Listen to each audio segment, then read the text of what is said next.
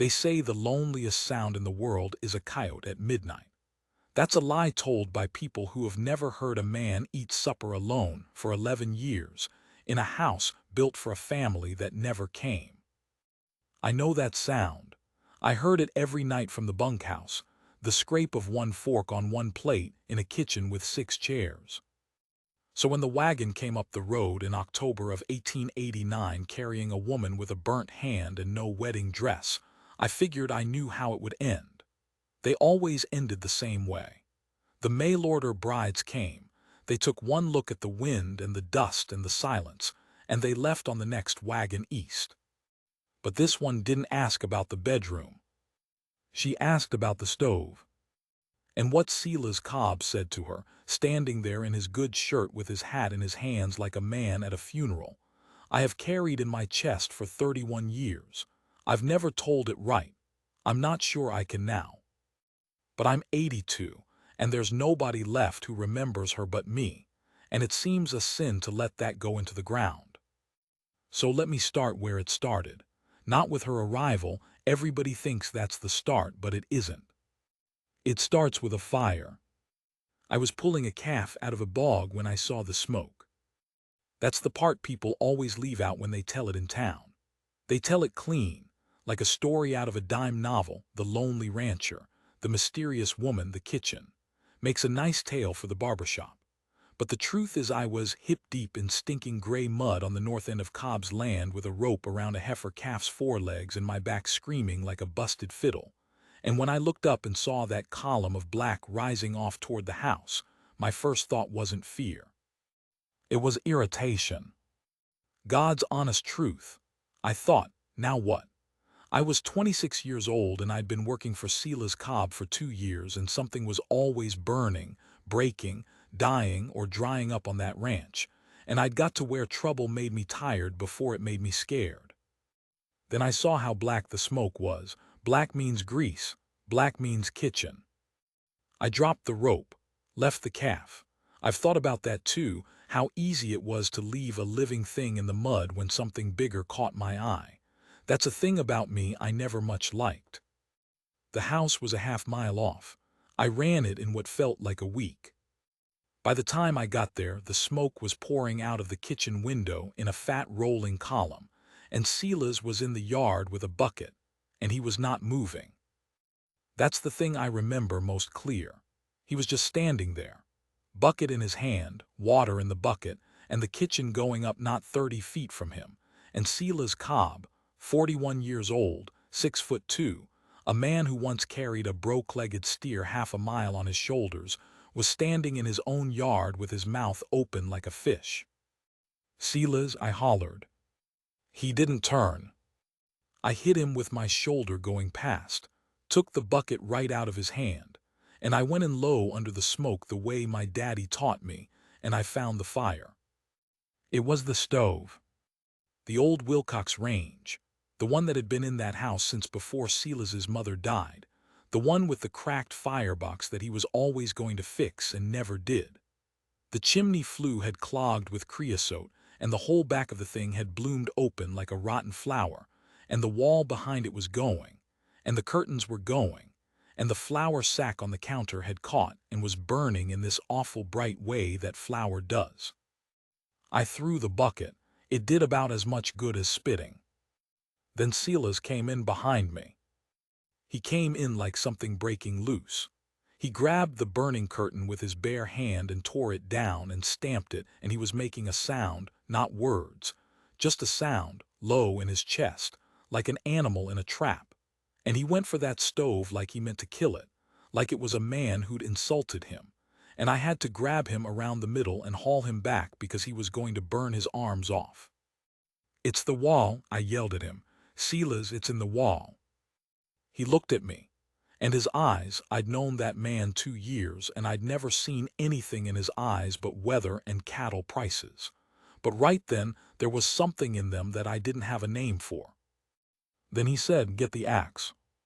We tore that wall open with an axe and a crowbar while the smoke ate our lungs, and we found the fire crawling up inside it toward the roof beam, and we got it.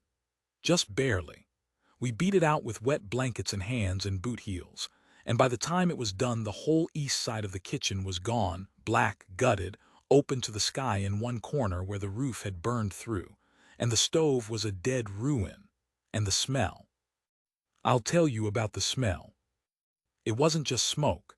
It was everything that had ever been cooked in that room, all of it burning at once.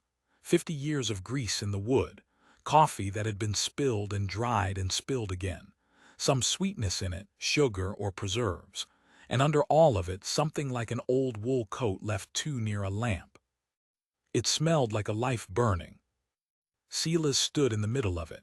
He was black to the elbows. His good hand was bleeding and the other one, the one that had grabbed the curtain, was already blistering white. He was breathing hard, and he turned in a slow circle, looking at the walls, looking at the floor, looking at the black ruin of the stove. And he said real quiet, "That was my mother's kitchen." Then he walked out, and he didn't come back in for 3 days. Now here's the thing I've never been able to explain to anybody who wasn't there. Silas Cobb was not a sentimental man. I don't mean he was cold. I mean he had the emotional range of a fence post and about as much use for talking. He'd been running that ranch alone since 1878 when his mother died and his brother went to Colorado and never wrote. 11 years. He didn't drink much. He didn't go to town more than he had to. He went to church about twice a year and sat in the back and left before the visiting. He was a good man. I want that understood. He never once shorted my pay. He pulled me out of a creek in March when I'd have died in it, and I once saw him sit up all night with a sick dog that wasn't even his. But he was closed, locked, shut like a house with the shutters nailed. And that fire opened something in him, and I didn't understand what, and I didn't understand why it was the kitchen that did it. I asked him once later, long after. I asked him why he took it so hard, a stove. He said because when the stove goes cold, nobody's coming. I didn't understand that either, not for years. The mail order thing wasn't his idea. That's another thing they got wrong in town, and I'd like to set it straight while I'm setting things straight. It was Deacon Peel. Peel ran the mercantile in Ellsworth, and he had a wife and 6 children, and the settled man's conviction that any unsettled man is a problem to be solved. He'd been at Silas for 2 years about it. A place like yours needs a woman, Cobb. Land like that needs sons. You'll be 45 and alone, and then 50 and alone, and then you'll be dead, and some bank in Kansas City will own everything your daddy bled for. And Silas would say nothing, and pay for his flour and leave. But after the fire, something changed. He came out of it different. He'd spent 3 days sleeping in the barn, wouldn't go in the house at all, and on the 4th day he walked into town and he was gone until dark, and when he came back he had a look on his face like a man who's swallowed something too big. He didn't tell me for a week. Then one evening he was sharpening a scythe on the porch and he said, without looking up, "There's a woman coming." I said, "Coming where?" "Here." I waited, he kept sharpening, the stone went shhk, shhk. "To live," he said. I sat down on the step. I remember I had a splinter in my thumb and I'd been picking at it and I stopped. "Silas, you mean like a wife?" "Peel arranged it, shhk. There's an agency, Chicago, shhk, she's a widow." "You met her?" "I've read a letter." "You've read a letter?" He stopped sharpening.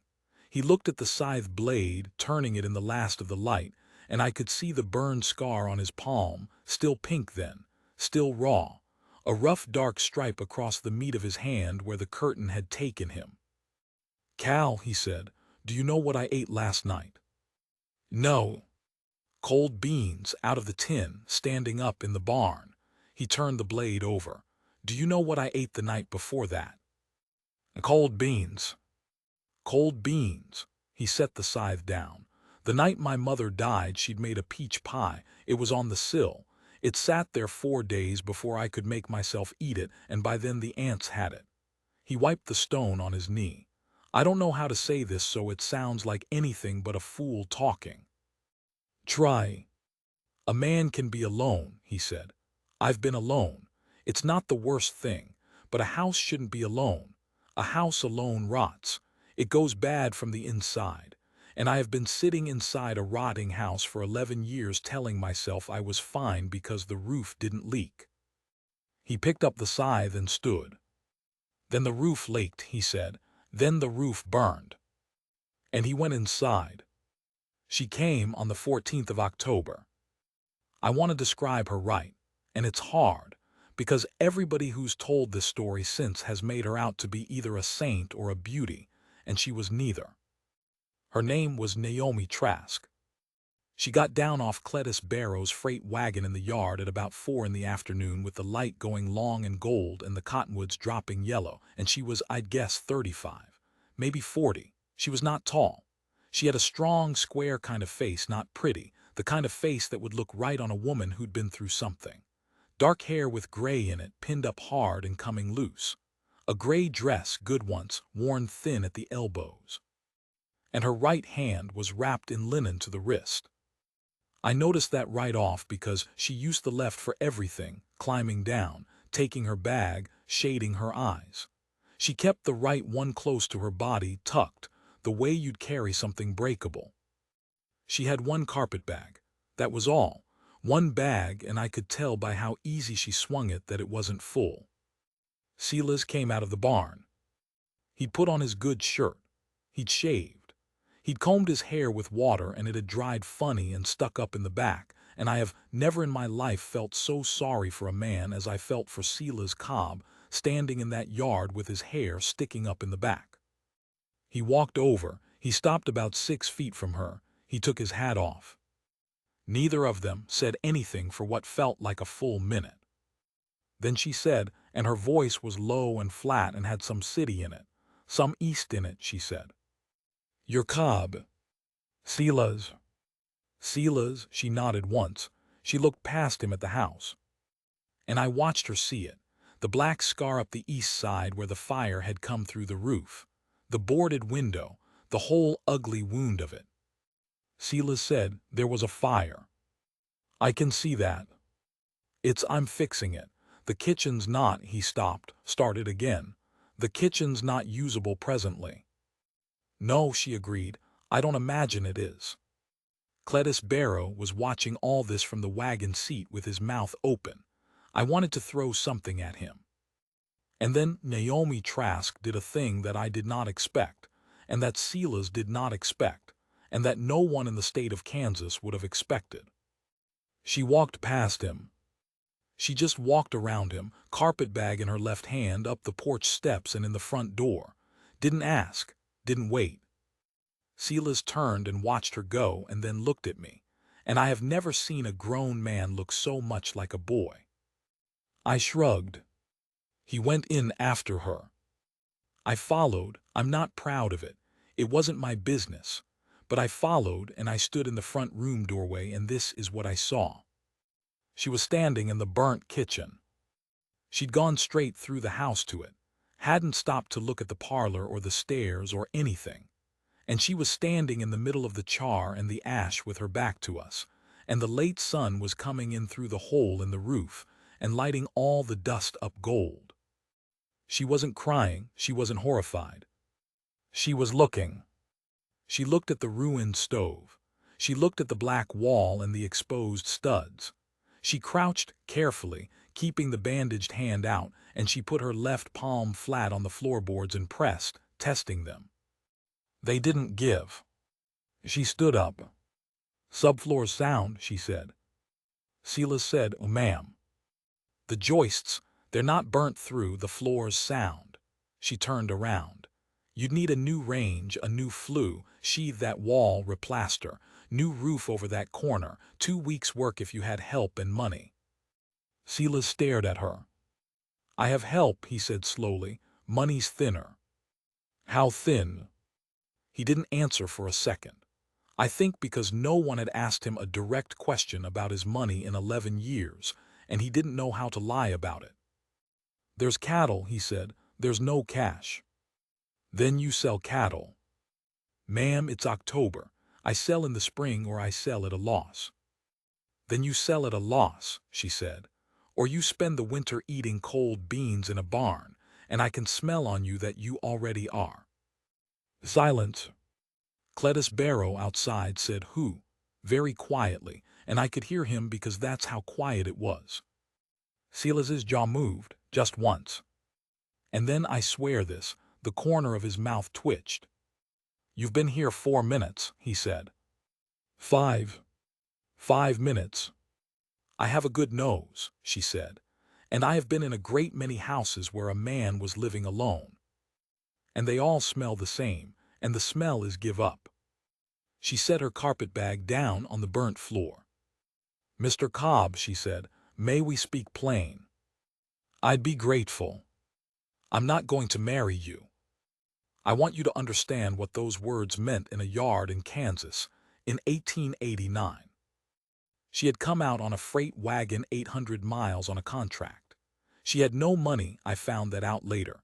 She had $4 and some change and a hairbrush and one other dress, and that was the sum total of Naomi Trask's earthly possessions. She had no family that would have her. She was a widow with a burnt hand in a country where a woman alone was a problem to be disposed of. And she stood in a stranger's burnt kitchen and told him no. Silas didn't move. He was holding his hat in both hands, and I watched his fingers go white on the brim. May I ask why? He said. You may ask. I'll tell you the true reason and not a polite one if you can bear it. I've had about all the polite I can stand for one lifetime. Good, she said. Then here's the truth. I was married 11 years to a man named Elias Trask who was a Methodist and a teetotaler and a great believer in his own gentleness. He never struck me, not once. He'd have been horrified at the thought. She lifted her bandaged hand slightly. He controlled the stove, she said. Silas frowned. The stove, the pantry, the larder, the money for the market. Every ounce of flour in my kitchen came through his hand, and I had to ask, and he liked to be asked, and sometimes he liked to say no. She said it flat, utterly flat, like reading a ledger. For 11 years I asked a man for permission to feed myself, and when he took sick in '87 and I had to run the house alone for 4 months while he lay upstairs, I discovered something. What? That I was good at it, she said, and for the first time something moved in her face. That I was better at it than he had ever been, that the house ran better without him in it, and when he got well and took the keys back off the hook She stopped. She looked at her bandaged hand. I put my hand in the fire, she said. The whole room went cold. Not to die, she said quickly. Don't mistake me. I wasn't trying to die. It was a Tuesday. He told me the sugar was locked because I'd used too much. And I was standing there at the range and I thought, I would rather be burnt than be asked. And I put my right hand flat on the iron and I held it there and I counted to 4. Nobody breathed. And he came running, she said. And he was very tender. He was tender for a month. He was so tender and so gentle and so kind, and he wept over me, and he never once gave me back the keys. She looked up. He died in February, she said. Pneumonia. I nursed him and I cried at the funeral, and both of those things were honest. And when the house was sold and the debts were paid, there was nothing left, and the pastor's wife told me about the agency, and I signed the paper because I was going to starve otherwise. She squared her shoulders. So no, Mr. Cobb, I will not marry you. I will not sign myself over to another man's kindness. I'd sooner walk back to Chicago. Silas stood there a long moment. Then he said very carefully, Then what do you want? And she said it. The thing that everybody in 3 counties would be saying for the next 20 years. The thing they said in the barber shop and the church basement and the back of the mercantile. The thing that got told and retold until it stopped being true and started being a story. I want the kitchen. The kitchen. Not the house, not your name, not your bed. She said all of it without flinching, and Cletus Barrow made a strangled noise outside, and I hoped a horse would kick him. The kitchen. In writing. Mine. I want the keys to the pantry and the say over the larder and the money for the market, and I want it to be mine in law so that no man can take it back off a hook. That's not a woman can't hold. A woman can hold property in Kansas, she said. Married or single, since 1868. I looked it up before I came. Silas blinked. You looked it up. I'm not a fool, Mr. Cobb. I'm a poor woman, which is different. She lifted her chin.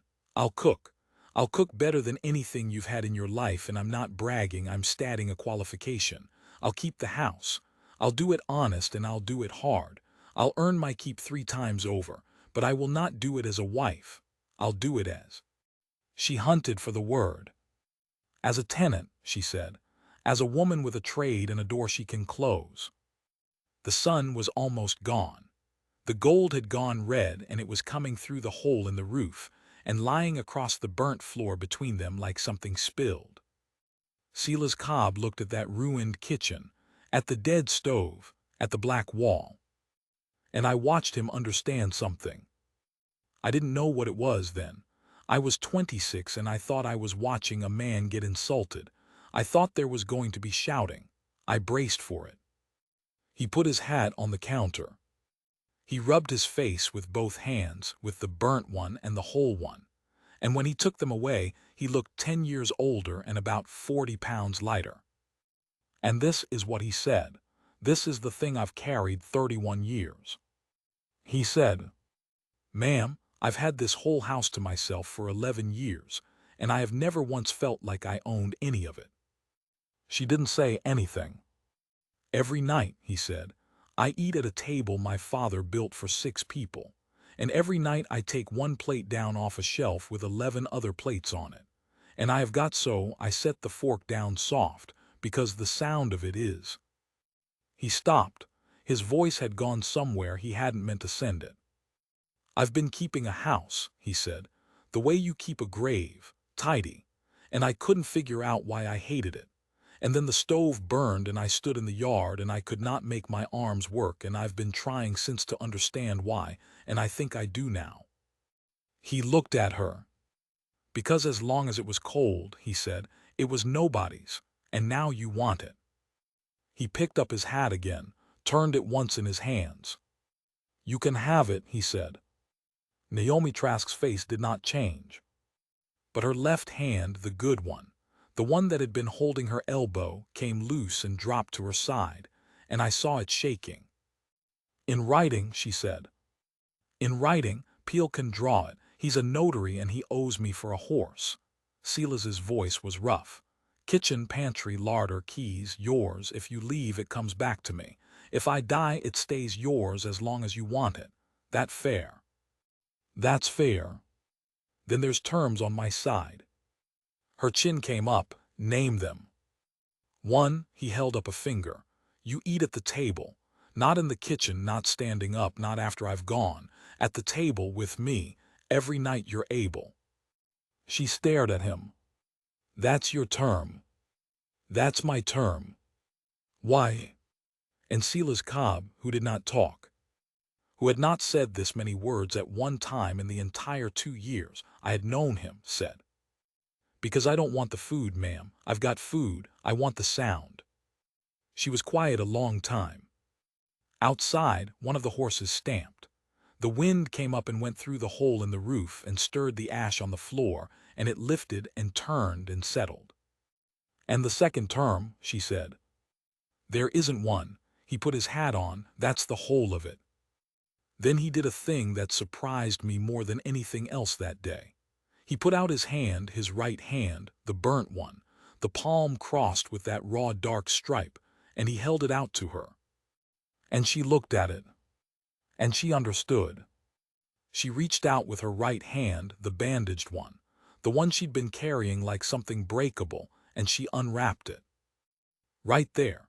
She stood in the burnt kitchen and unwound the linen off her hand one turn at a time and let it fall on the floor, and underneath was a scar that ran across the whole flat of her palm, shiny and pink and puckered, 3 inches across, the exact shape of a stove lid.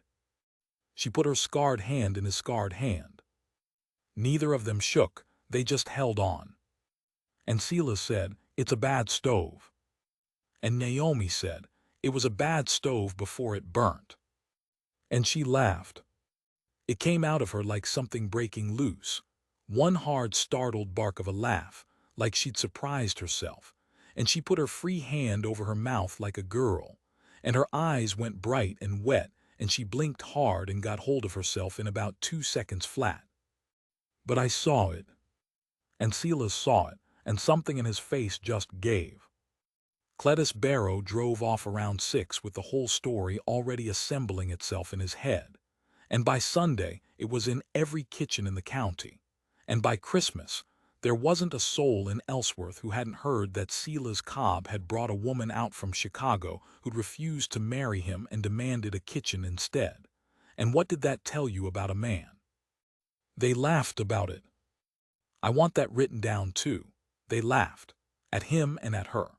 There was a young fellow at the feed store named Dooley who used to say, "How's your tenant, Cobb," in a certain voice, and one Saturday in November, Silas walked across the store and hit him so hard he went over a barrel of nails.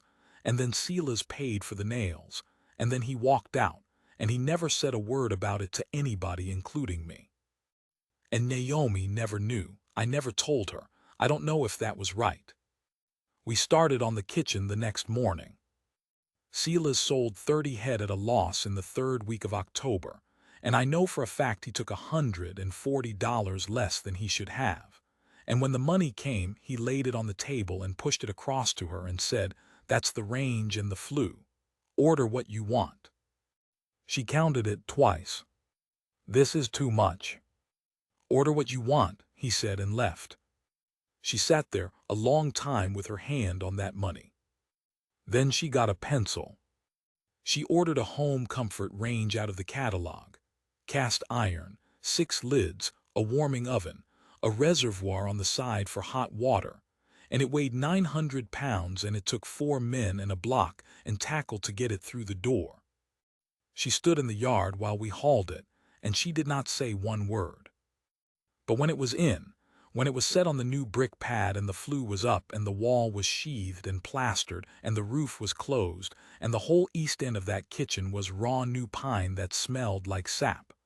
When it was in, she walked over to it. And she put both hands flat on the cold iron. Both hands, the good one and the burnt one. And she stood there like that for about a minute with her head down, and none of us said anything.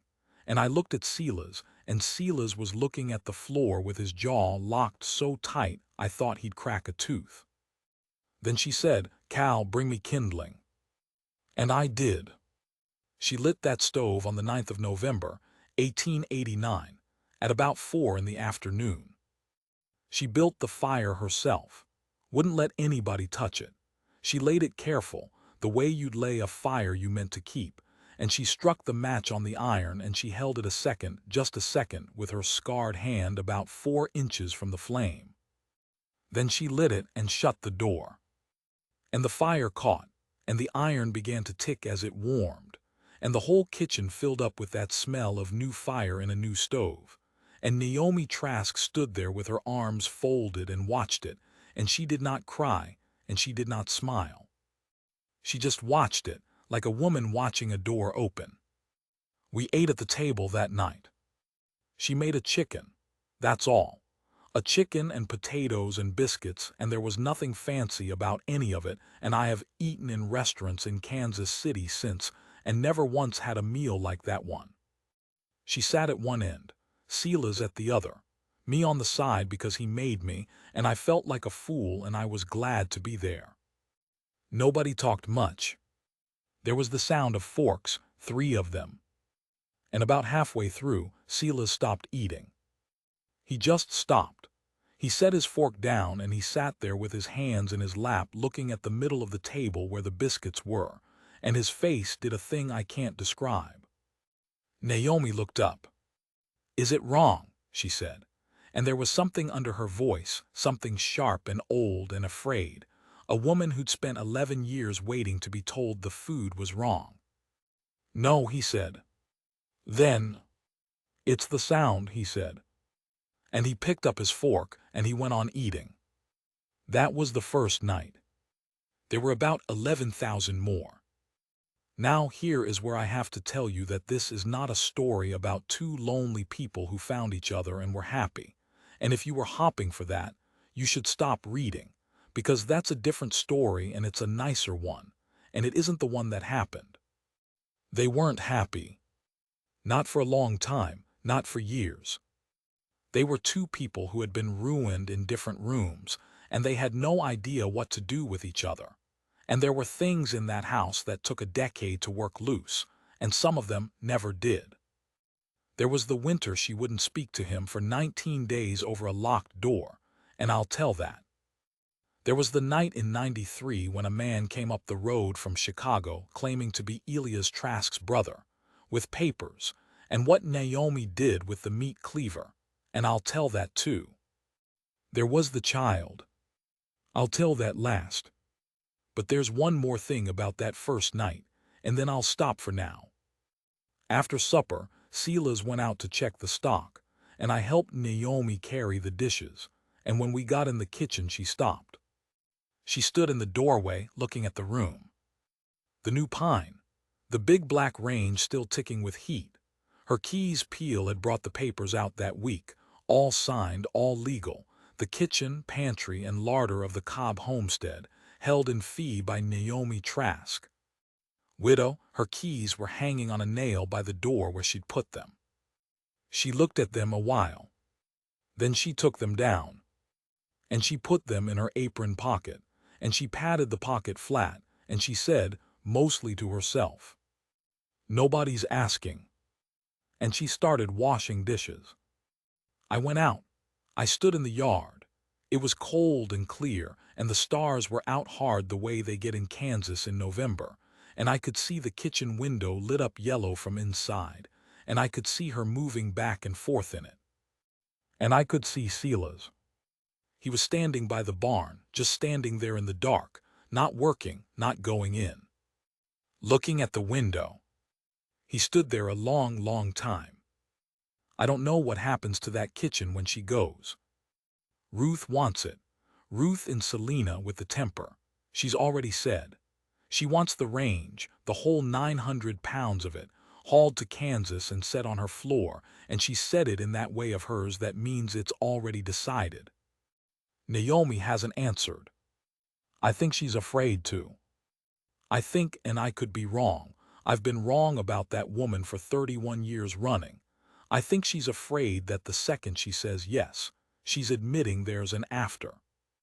The light just went on over the sink. She's putting the bread out on the sill to cool, the way she has 10,000 times, and I can see her doing it, and I can see her hands. And I want to tell you what he'd say. I want to end this with what Silas Cobb would say if he came around the corner of that barn right now with mud to the knees and his hat in his hand. But I've written it out 4 times and thrown it away 4 times, and the truth is I don't know. I never did. That's what I've been trying to say this whole time, and I keep getting it wrong. I watched them for 31 years and I never once understood what was between them, not really. And I don't think they did either, and I think that might be